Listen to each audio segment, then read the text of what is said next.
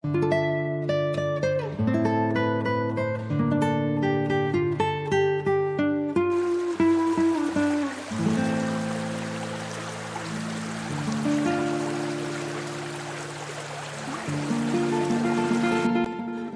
Dear friends, എല്ലാവർക്കും daffodils വ്ലോഗിലേക്ക് സ്വാഗതം.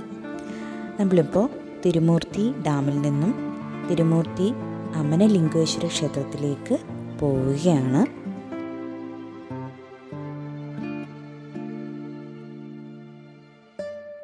പ്രധാന ശിവക്ഷേത്രവുമായി ബന്ധപ്പെട്ട് നിരവധി മാരിയമ്മൻ ക്ഷേത്രങ്ങൾ ഈ പ്രദേശത്തുണ്ട്.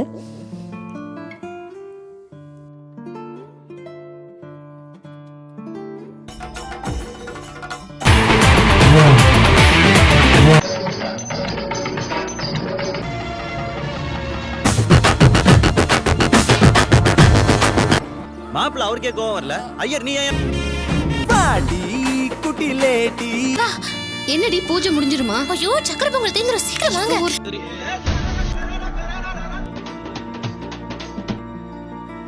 ഉദുമൽപേട്ടിൽ നിന്നും ഏകദേശം 22 കിലോമീറ്ററും കോയമ്പത്തൂരിൽ നിന്ന് 94 കിലോമീറ്ററും ദൂരമുണ്ട് ഇവിടേക്ക്. വെള്ളച്ചാട്ടവും അണക്കെട്ടുമുള്ള ഒരു വിനോദസഞ്ചാര കേന്ദ്രമാണിത്. നമ്മളിപ്പോൾ അമനലിംഗേശ്വര ക്ഷേത്രത്തിൽ എത്തിയിട്ടുണ്ട്. തിരുമൂർത്തി മലനിരകളുടെ താഴ്വാരത്തിലാണ് ഈ ക്ഷേത്രം സ്ഥിതി ചെയ്യുന്നത്.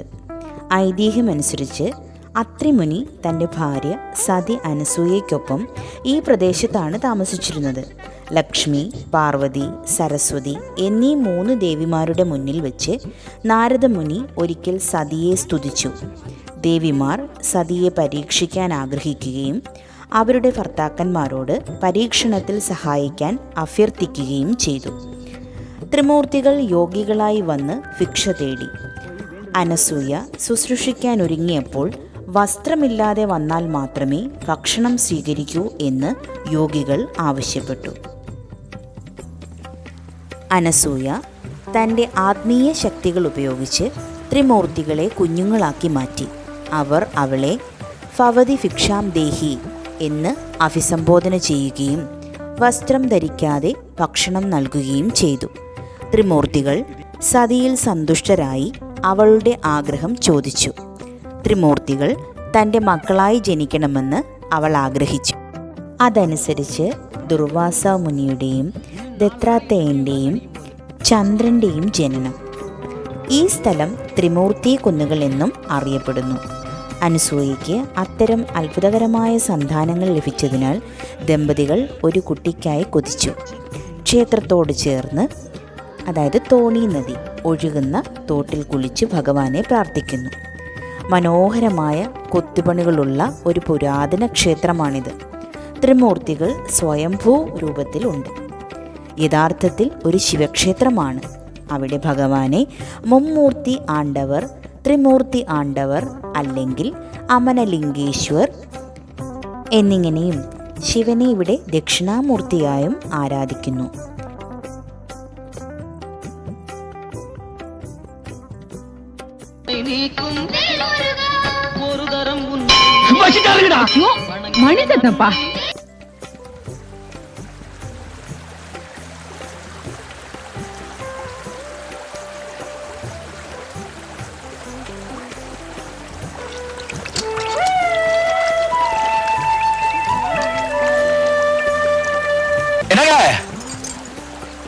உங்களை பாக்குறதுக்காக காடு மேடு தாண்டி ஓடி வந்திருக்கோம். நீங்க பார்க்காம போனா எப்படி? நீங்க ரொம்ப ரொம்ப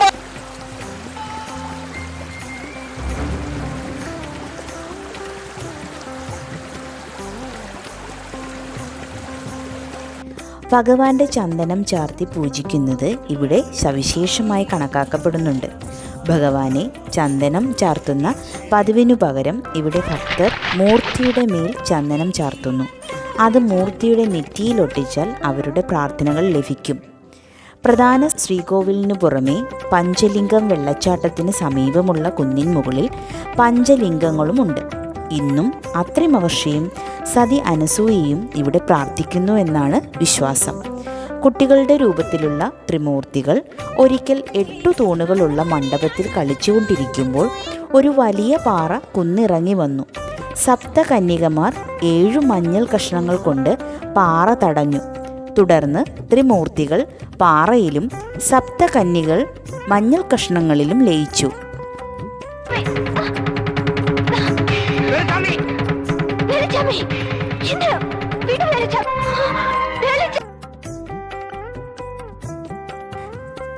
സപ്തകന്യകൾക്കായി ഒരു പ്രത്യേക ക്ഷേത്രമുണ്ട്. സുന്ദര ഗണപതി, ബാലസുബ്രഹ്മണ്യൻ എന്നീ പ്രതിഷ്ഠകളുമുണ്ട്. പർവ്വത പശ്ചാത്തലവും ഒഴുകുന്ന നദിയുമുള്ള പരിസ്ഥിതി ഇവിടുത്തെ സൗന്ദര്യം കൂട്ടുന്നു.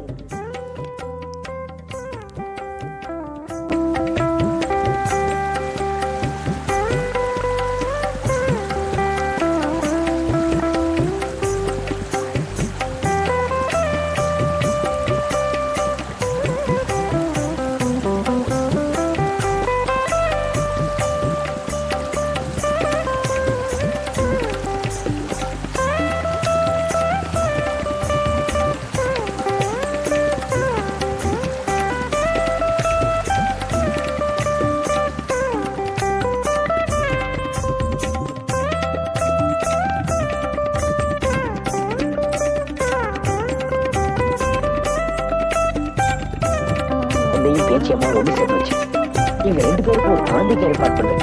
அப்படி பண்ணிட்டேன்னு வச்சுக்க.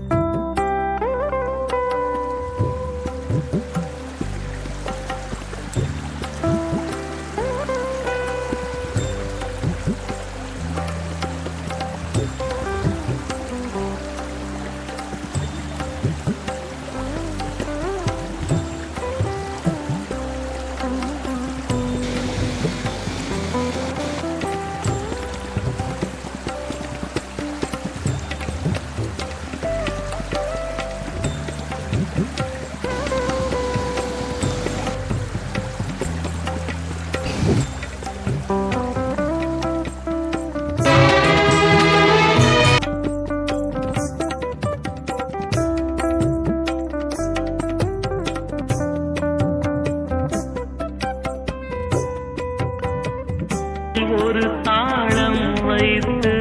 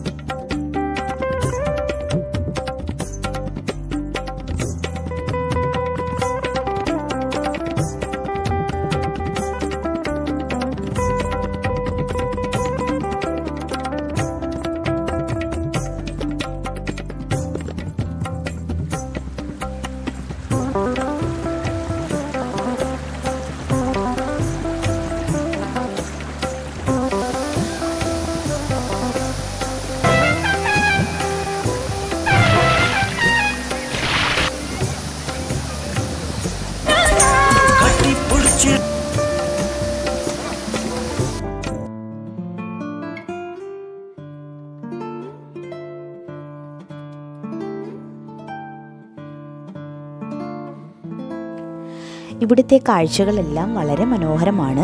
ഇനി നമ്മൾ പോകുന്നത് പൊള്ളാച്ചിയിലാണ്. നമ്മൾ പൊള്ളാച്ചിയിലെ വീട്ടിലെത്തിയിട്ടുണ്ട്. ഇവിടെയാണ് നമ്മൾ ദീപാവലിയും ആരോമലിൻ്റെ 9ാമത്തെ ബർത്ത്ഡേയും ആഘോഷിച്ചത്.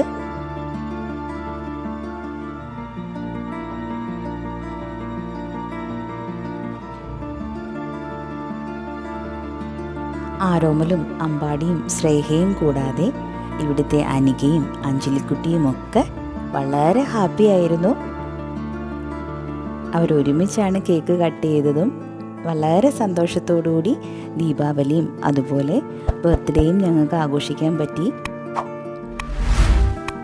നമ്മുടെ വീഡിയോസ് ആദ്യമായിട്ട് കാണുന്ന കൂട്ടുകാരാണെങ്കിൽ വീഡിയോ ലൈക്ക് ചെയ്യാൻ മറക്കരുത്.